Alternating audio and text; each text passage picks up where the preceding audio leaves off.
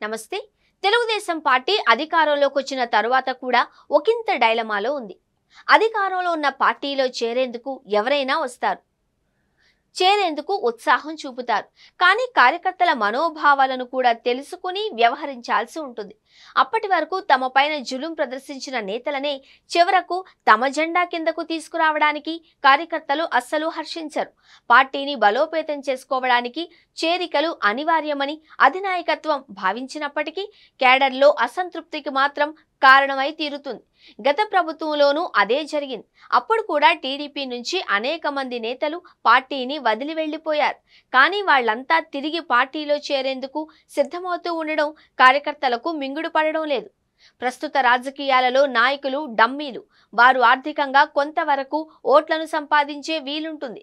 అంతే తప్ప పోలింగ్ కేంద్రాలలో అసలు సత్తా చూపించేది కేడర్ మాత్రమే.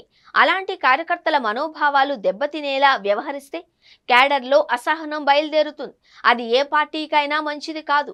గత వైసీపీ ప్రభుత్వ హయాంలో ఇదే జరిగింది. ఎందరో నేతలను టీడీపీ నుంచి చేర్చుకున్నా వారు ఇప్పటికే పార్టీని వదిలేశారు.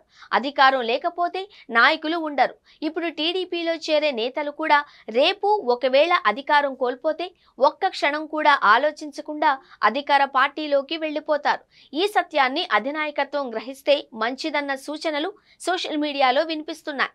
ఎమ్మెల్సీలుగా ఉన్న పోతుల సునీత, డొక్కా మాణిక్యవరప్రసాద్లను పార్టీలో చేర్చుకోవడం వల్ల ఏం ప్రయోజనం అంటూ కేడర్ నుంచి లీడర్ల వరకు ప్రశ్నించారంటే అది చాలదు అర్థం చేసుకోవడానికి. ఇక అంతటితో ఆగలేదు.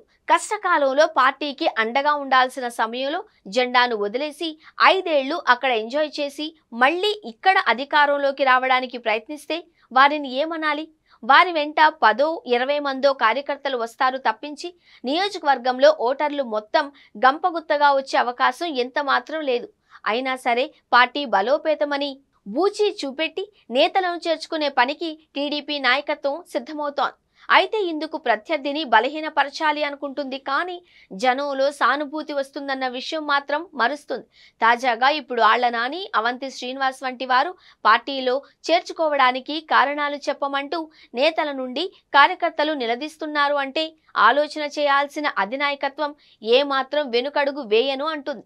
రానున్న కాలంలో వైసీపీ నుంచి అనేక మంది వస్తారు. వచ్చిన వారందరినీ చేర్చుకుంటే గత 5 ఏళ్లు జెండాను విడవకుండా మోసిన వాళ్లను ఏం చేయాలి అన్న ప్రశ్నకు నాయకత్వం వద్ద సమాధానం ఉండదు. అధినాయకత్వంపై నమ్మకంతో చేరుతున్నాము అని పచ్చి అబద్ధాలు చెబుతూ చేరిన ఈ నేతలు మళ్లీ అధికారం కోల్పోతే వెంటనే బై బై చెప్పేందుకు సిద్ధమవుతారు అని గుర్తించక తప్పదు. టీడీపీ సోషల్ మీడియాలో కూడా ఇదే తరహా కామెంట్స్ వినిపిస్తున్నాయి.